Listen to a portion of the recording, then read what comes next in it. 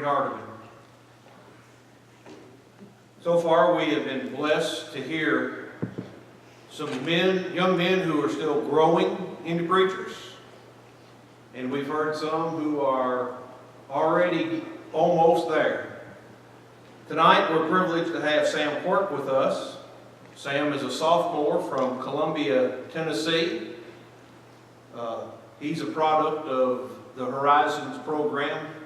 Started coming when he was about the 10th grade, so that was a little bit ago, but he is going to present to us tonight a lesson on the Apostle Peter.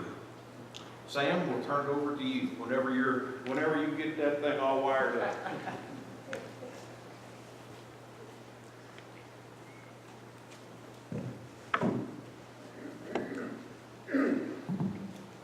Well, bear with me for a second. I will get this thing wired up eventually. I'm not used to using these things. One more click. There we go. All right, all right.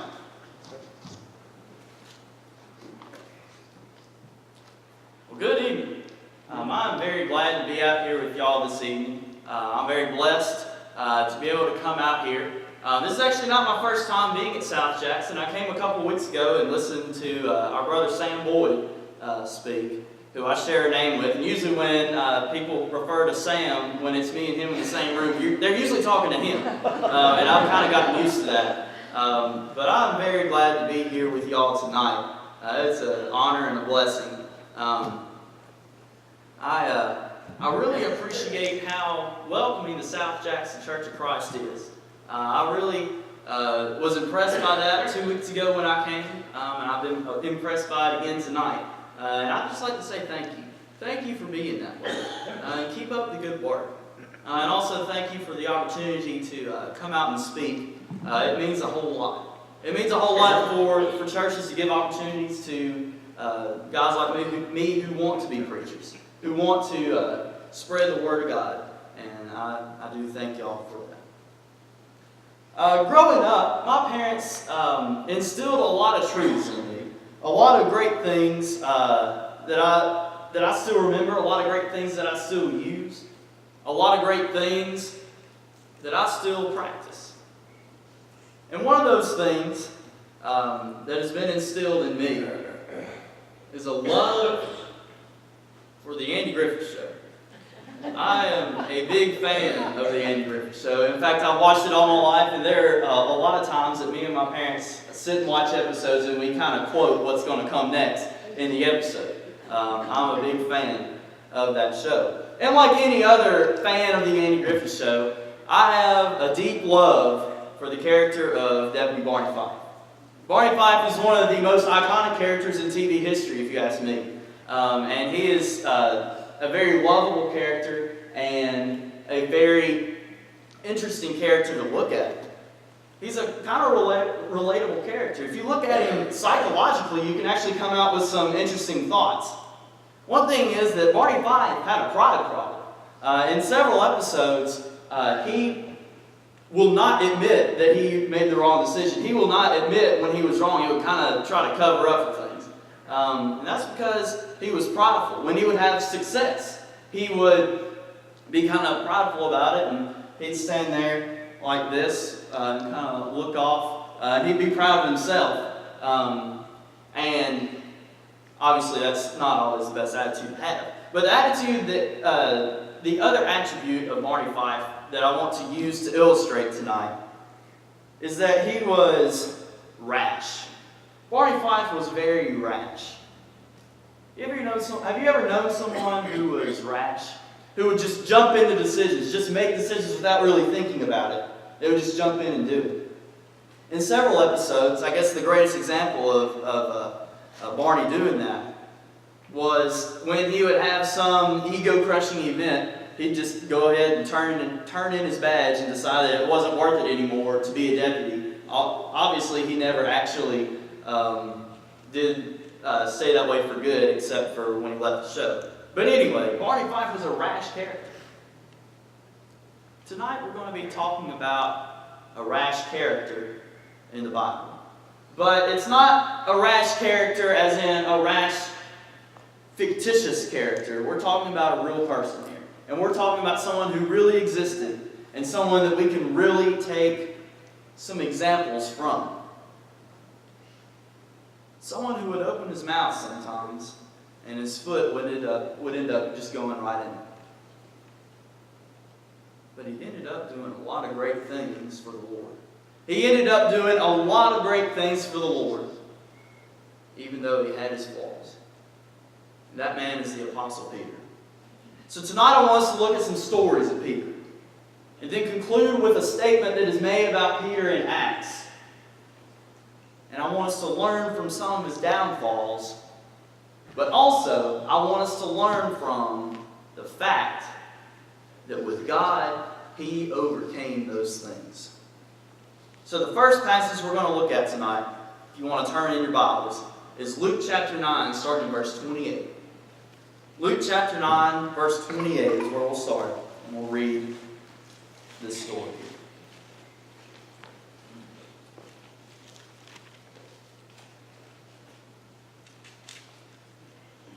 It says, some 8 days after these sayings, he, and that is Jesus, he took along Peter and John and James and went up on the mountain to pray. And while he was praying, the appearance of his face became different, and his clothing became white and gleaming. And behold, 2 men were talking with him, and they were Moses and Elijah, who appearing in glory were speaking of his departure, which he was about to accomplish at Jerusalem. Now Peter and his companions had been overcome with sleep. But when they were fully awake, they saw his glory and the 2 men standing with him. And as these were leaving him, Peter said to Jesus, Master, it is good for us to be here. Let us make 3 tabernacles, one for you, and one for Moses, and one for Elijah, not realizing what he was saying. While he was saying this, a cloud of thorn began to overshadow them, and they were afraid as they entered the cloud. Then a voice came out of the cloud saying, This is my Son, my chosen one. Listen to him. And when the voice had spoken, Jesus was found alone, and they kept silent and reported to no one in those days any of the things which they had seen. When Peter was on the mountain, and he saw Jesus transfigured in front of him, and he saw these 2 men that he had read about all his life in the Scripture, he was thoroughly amazed. He was thoroughly amazed to the point that he didn't really know what he was saying. But what he said is actually something that we can learn some things from. In Luke 9:33, the second part of the verse, he said, Master, it is good for us to be here.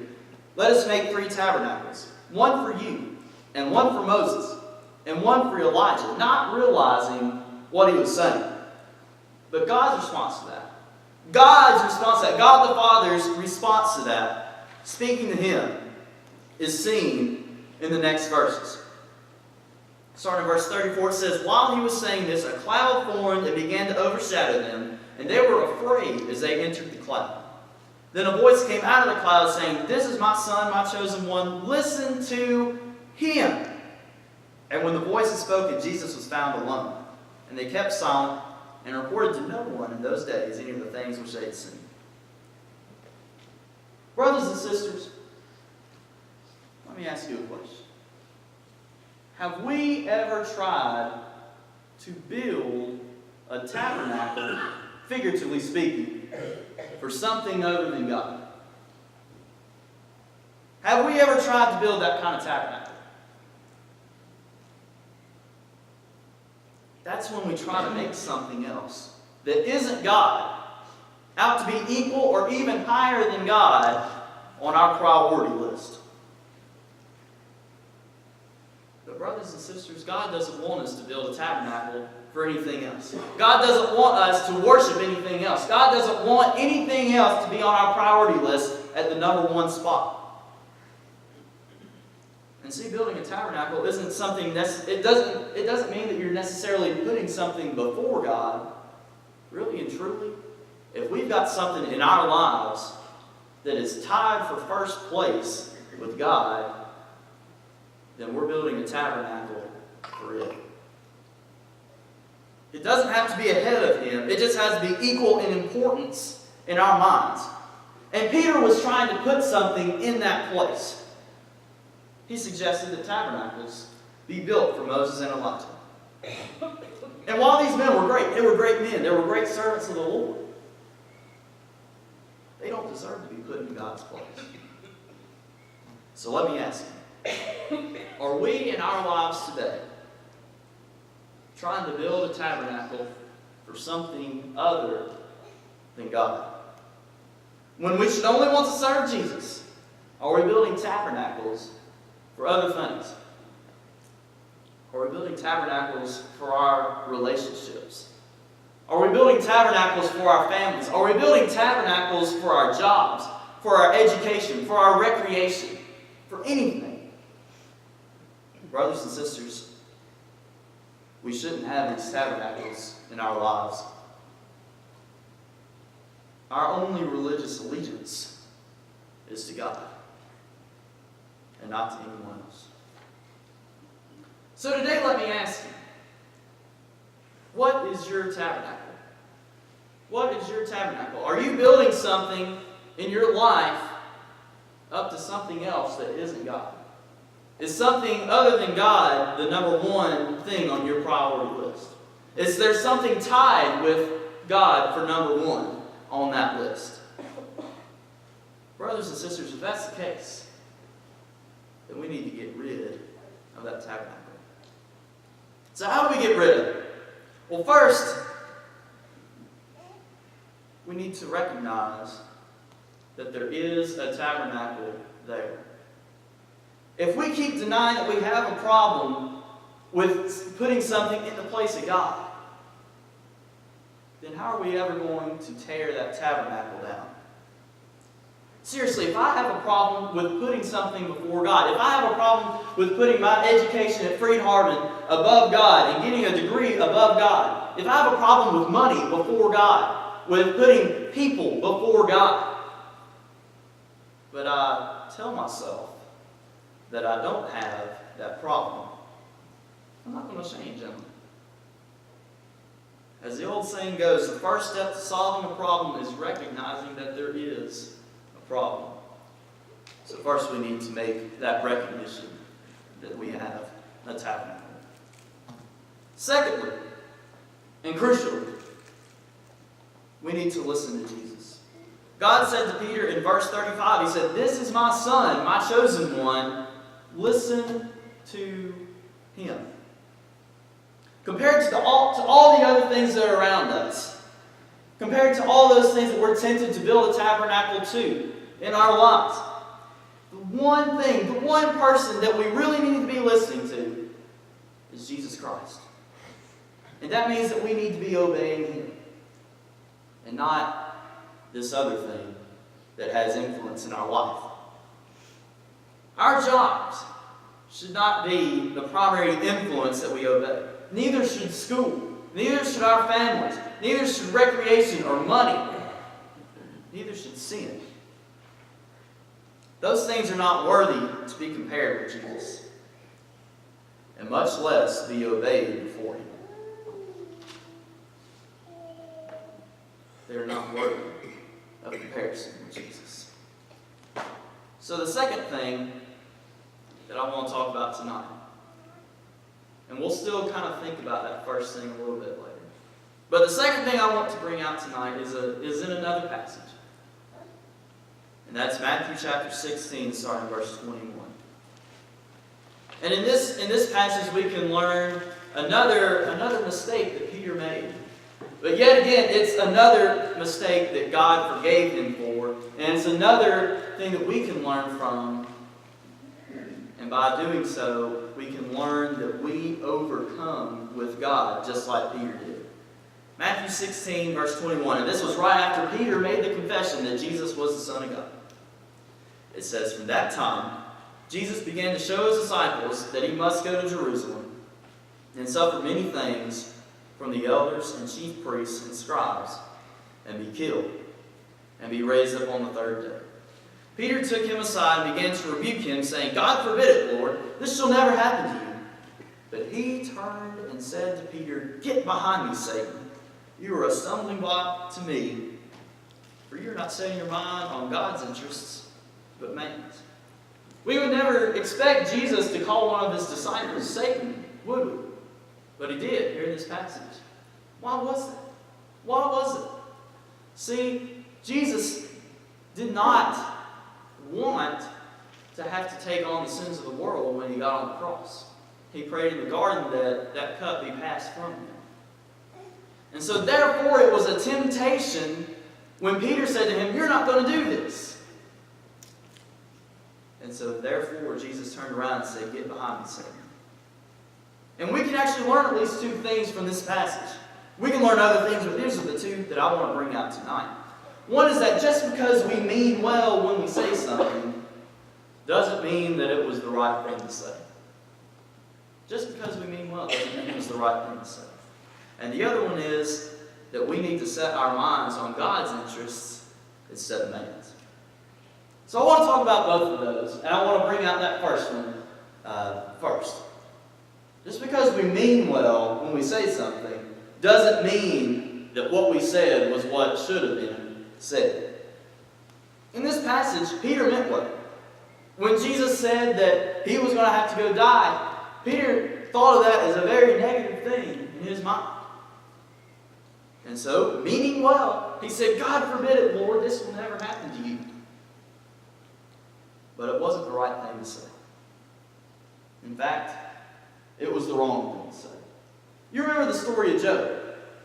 How all these bad things happened to Job. All these tragedies happened to Job.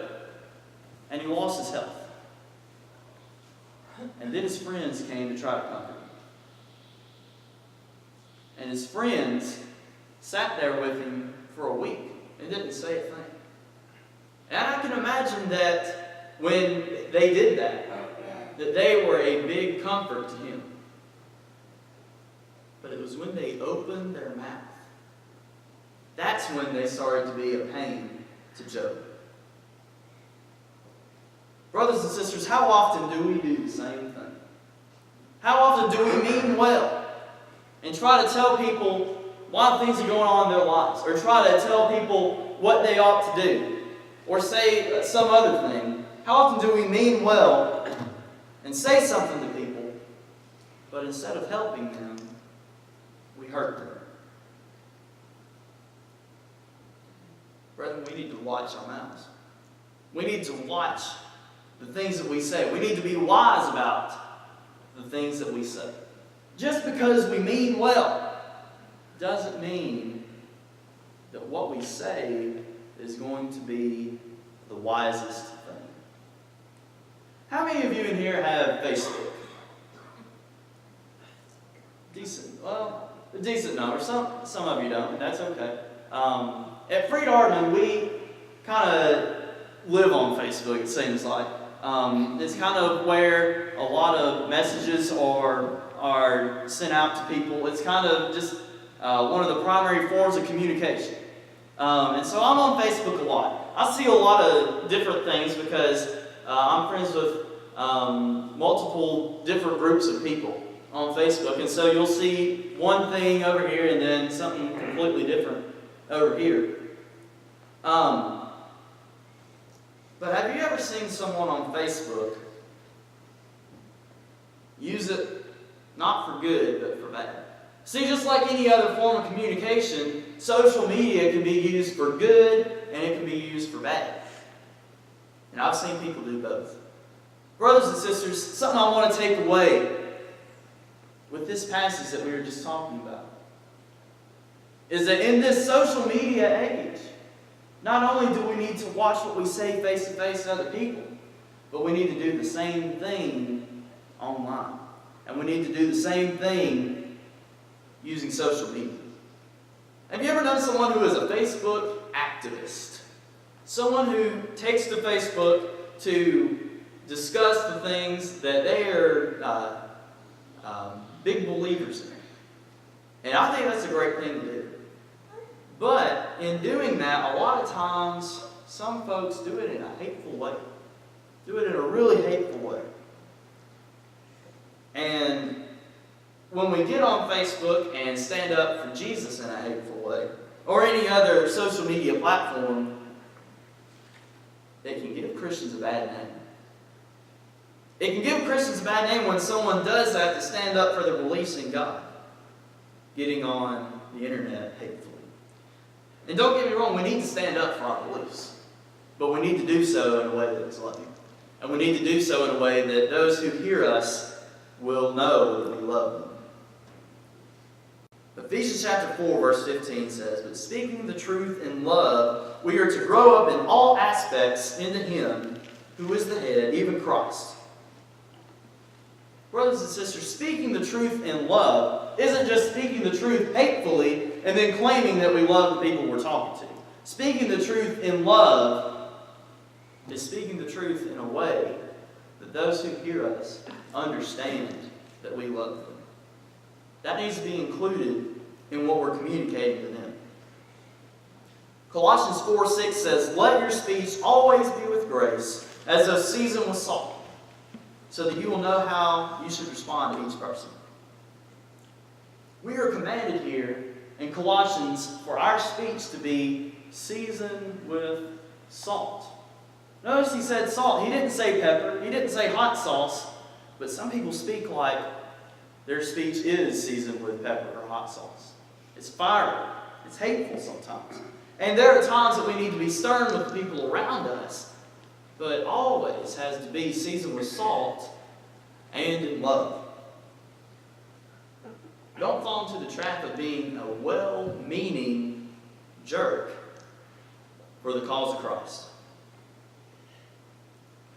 And don't fall into the trap of meaning well, but really being completely unhelpful to the people around you.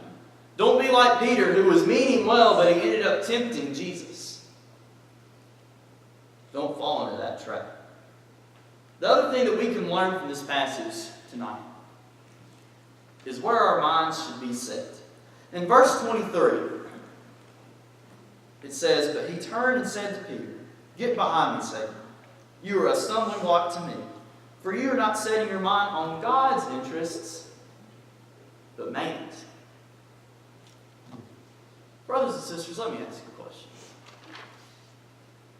Could Jesus say the same thing to us today?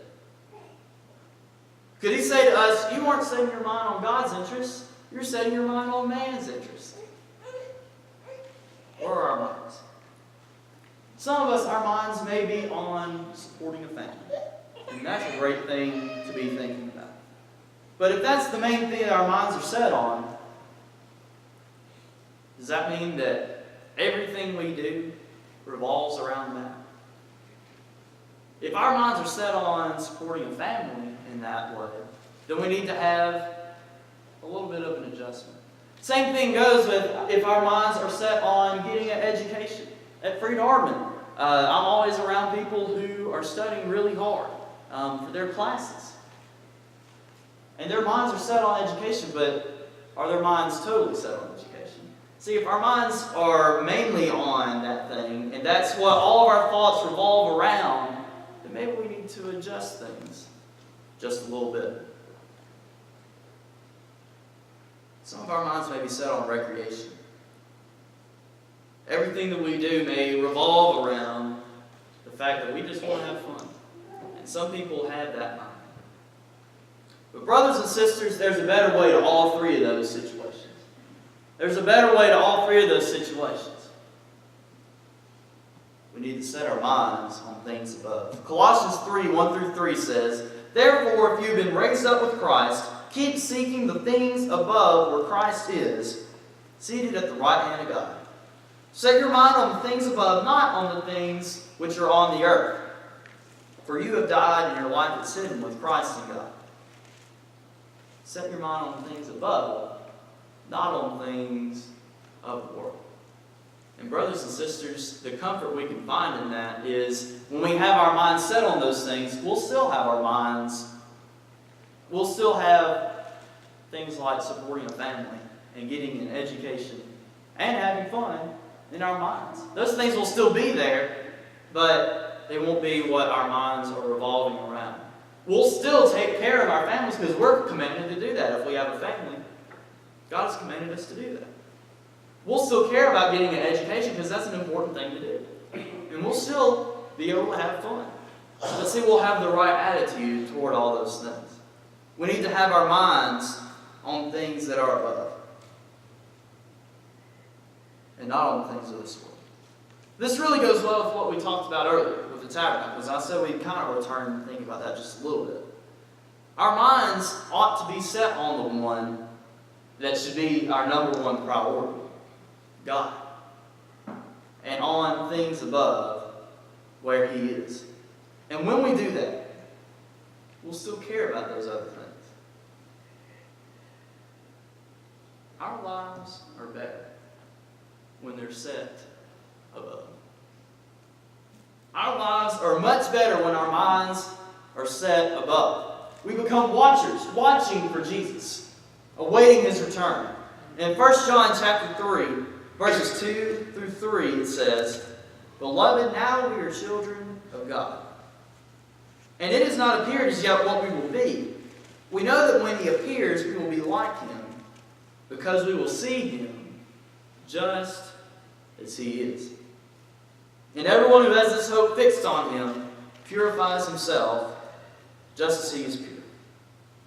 We'll purify ourselves waiting and watching for Jesus, because if we have that hope in Him, if we're longing for Him to come, we're not going to be sitting around in sin, are we? Because if we do so, then we're not going to be wanting Jesus to come back. That's setting our mind on things above.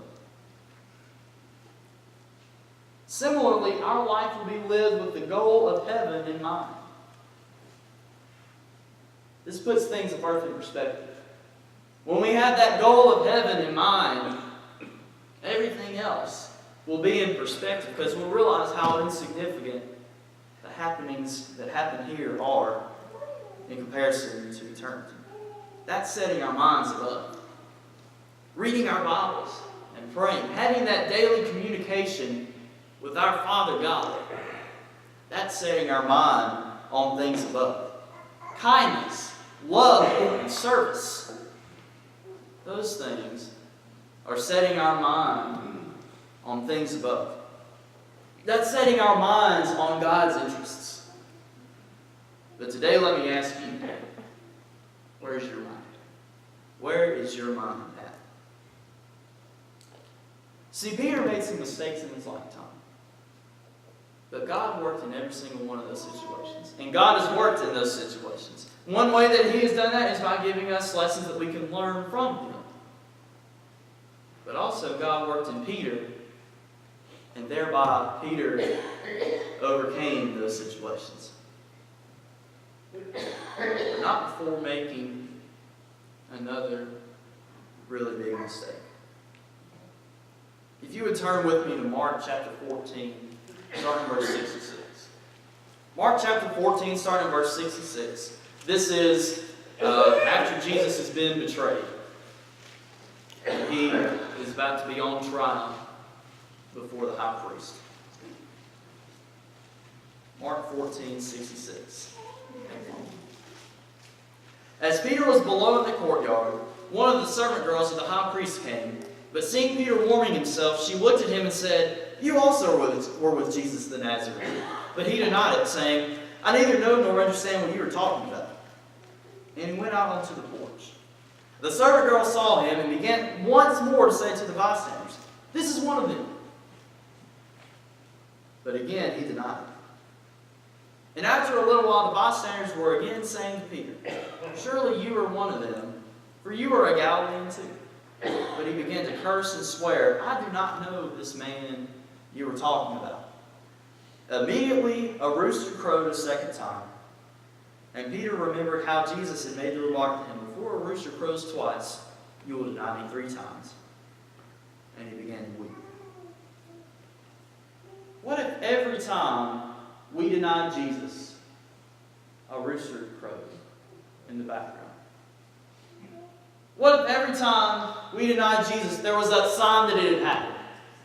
And it's a sign that wakes people up, right? If a rooster crowed every time we denied Jesus, how often will we be waking people up? Because see, a lot of times it's easier not to stand up for Jesus. A lot of times it's easier to deny Jesus than to stand up for Him. And a lot of times if that rooster did crow, I'd be guilty of causing that. And we as Christians would be guilty of causing that. Why would Peter, one of the Lord's best friends, one of the Lord's closest allies, one of the Lord's closest followers, most dedicated followers, why would he, of all people, deny Jesus? Fear. Simply, Peter was afraid. Too often we're too scared to make a stand for Jesus. We're too scared to make a stand for Jesus and to claim Him. Too often we're too afraid that something bad is going to happen if we stand up for Jesus. Too often we're so fearful of just plain and simple rejection that we're not going to stand up or even make an effort to stand up for Jesus. And I'm guilty of it myself. I haven't stood up at times that I ought to. But brothers and sisters, even though we all fall guilty of this, we all can get better at this as well. Let me kind of make a little illustration. His name was John, and he wasn't exactly the most popular person in school. In fact, no one really liked John. John didn't really have any friends in school. But he did have this one friend, and at the beginning of a new school year, that friend started going to John's school. And that friend was eating lunch with John one day. And one of the popular people saw him eating lunch. And after lunch, that more popular person in the school comes up to John's friend and says, "You're not friends with that John guy, are you?" And the friend, recognizing that he would be thought of differently for standing up for his buddy, said no. And John hurt. And it hurt his feelings. Understandable. You see, Jesus went through a very similar situation to that when Peter denied him. Except Peter kept reiterating. He denied him one time, then he denied him again, and then he denied him again. Third time. You know, we can put Jesus in that situation too sometimes in our lives. Whenever we decide that we don't want to be thought of differently because we are friends with Jesus, we're doing that to Jesus. We're denying Him. Whenever our coworkers are sitting around, joking around about things that they shouldn't be joking about, and then they look to us to see if we approve of what was said, and then either by what we say or what we do, we show them, we communicate to them that we do approve. We're denying Jesus in that situation. When we're around those who aren't Christians, and because we want to be accepted by them, we start acting like we're not Christians and acting like we don't know Jesus. We're doing that to Jesus. What if every time we did that to Jesus, a rooster crowed? When we're sitting there with our coworkers, and they're joking around those things, what's your reaction going to be in that kind of situation? Would that rooster crow? When we have that opportunity to speak up about our faith and to communicate the message that we are a follower of Jesus and we do know Jesus, what's our reaction going to be? Are we going to make that rooster crow? When you're around non-Christians and you have that opportunity to stand up and to show them what a good example of a good Christian is, what's your reaction going to be? Would that rooster crow? See, too often, we as Christians, we are given those opportunities, but we make the rooster crow. We're around those who are sinning, but we make the rooster crow. We want to look good for someone, so we make the rooster crow. And when the world is crashing down around us and it needs a shining light desperately, more than it's ever needed, and it needs a Christian to show who Jesus is, we still make the rooster crow. When are we going to stop?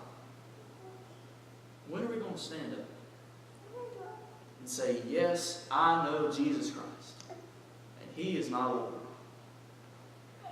Luke 12:8-9, Jesus says, "And I say to you, everyone who confesses me before men, the Son of Man will confess Him also before the angels of God. But he who denies me before men will be denied before the angels of God." Peter's reaction to his own denial was remorse. And it was weeping bitterly. I think sometimes as Christians, we need to take a step back and maybe do the same thing.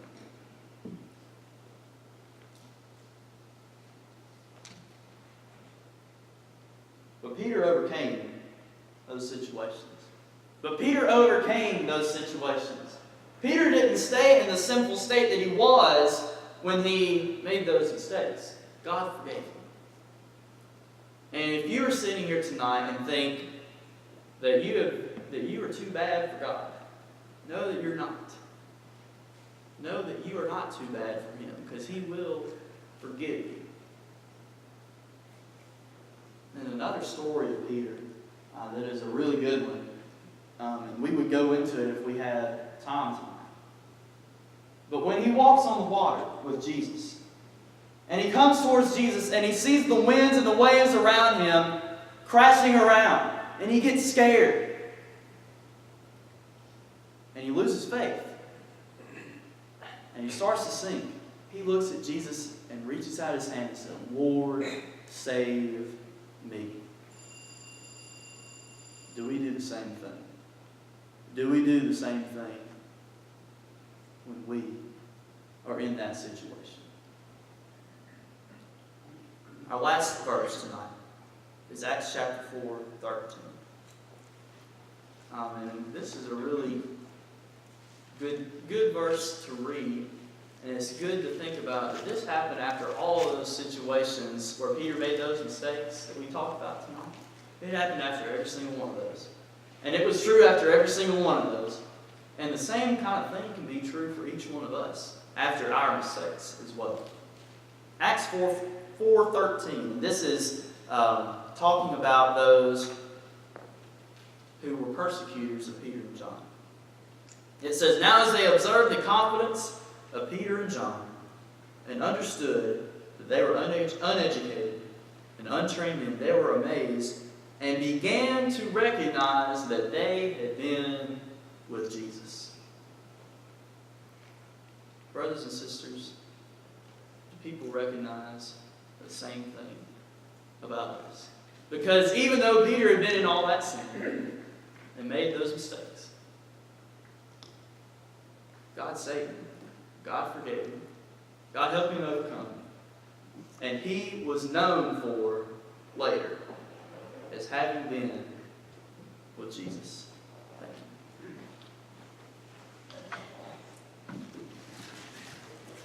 you.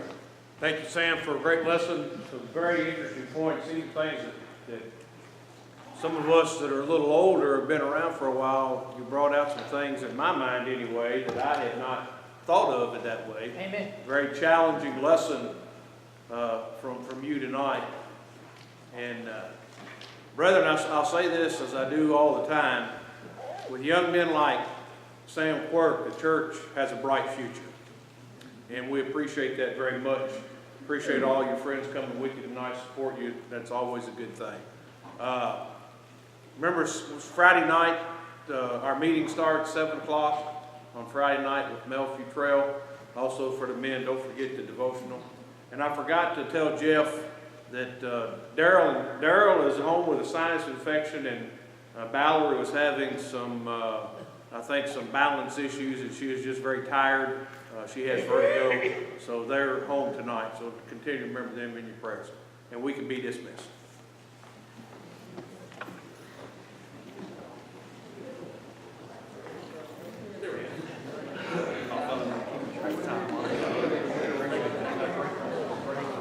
What